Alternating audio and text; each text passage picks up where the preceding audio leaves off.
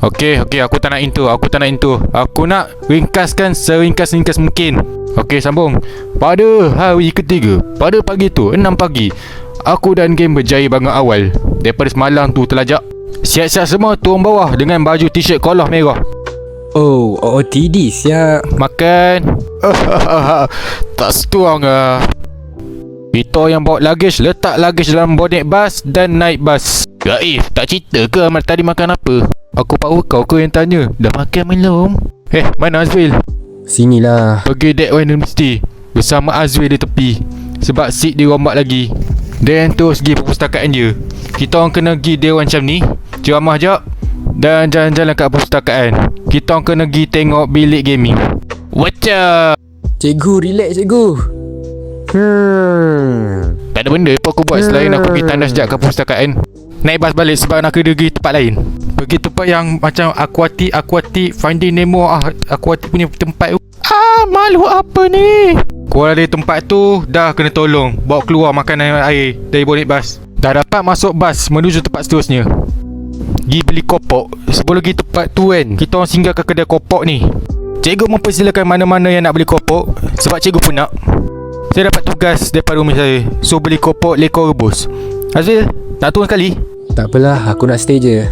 Alright, aku nak pergi. Weh, tolong beli kop. Saya kena beratur. Bapak lamanya. Tunggu setengah jam gitu.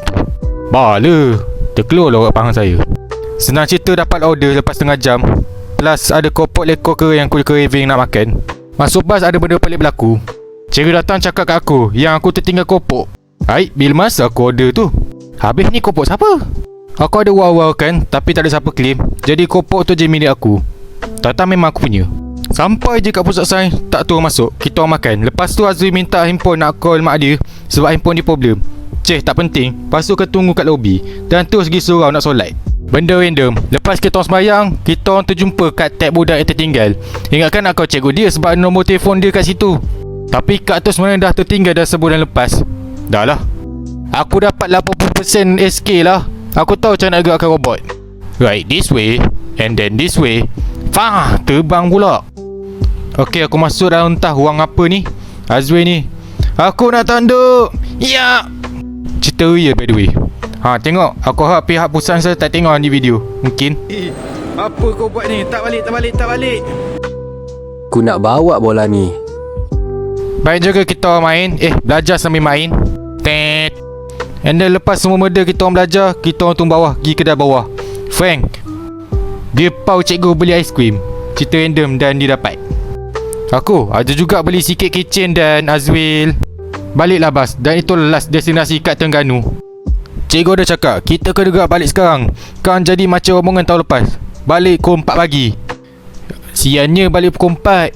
Aku, Amir dan Rizky. Dan yang terlibat sekali. Terus gerak dan itulah last aku kat Terengganu. So pisang saja dalam bas 2-3 jam gitu sebelum singgah ke R&R Gambang. Bro, bila boleh sampai R&R ni? 6 atau 7 macam tu. Sep. Dia release tahun depan. Ingatkan dah masuk Pahang. Rupanya dah masuk waktu maghrib. Kita orang turun dan solat lah. Lepas tu pergi makan. Makan nasi lemak saya. Random, aku ada beli kek dekat YB. Kan birthday dia kan. Beli putu bambu dan naik bas. Makan dalam bas dan gerak balik ke sekolah. Sampai sekolah aku 10. Window party terpoyak. Dan baliklah dengan aman. So itulah ending rombongan Ganu. Dari Masjid Terapur hingga pusat sains. Ada kenangan best juga dan ia yang dikenal lepas habis sekolah nanti. So tu je. Bye. Habis juga ini video. By the way, sorry tau kalau video ni tak dapat animation pun sangat. Dah tak ada mood dah. Ni semua salah SPM. Tu yang aku lambat upload. Saya rasa patut berhentilah buat animasi gini.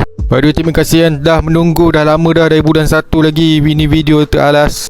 Moga-moga puasa penuh lah Tak lupa juga saya nak mengucapkan selamat menyambut bulan Ramadan.